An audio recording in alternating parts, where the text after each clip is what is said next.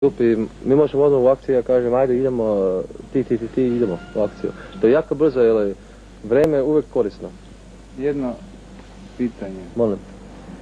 Šta mislite o kapetanu Draganu? Ste čuli za njega? Ja sam čuo za njega, ali šta ja o njemu mislim? Ja ne poznam tog čovjeka. Ja samo znam u čemu on trenira terorista što nas napadaju.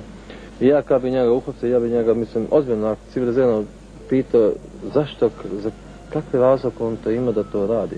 Da nama šalje teroriste u našu zemlju, naši ljudi radi cijeli dan i žene se kod kuće i nemaju se braniti i sada one dolaze tu kao nekakvi heroji i po nama pucaju. A neko oni probaju po našoj specijalnoj jedinici da pucaju, pa ćemo vidjeti da kako ćemo dalje.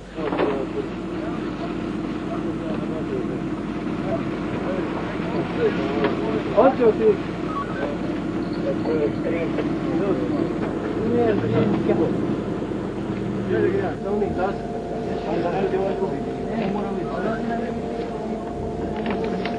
Čekaj.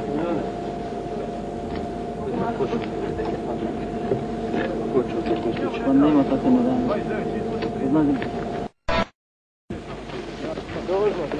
Ajde.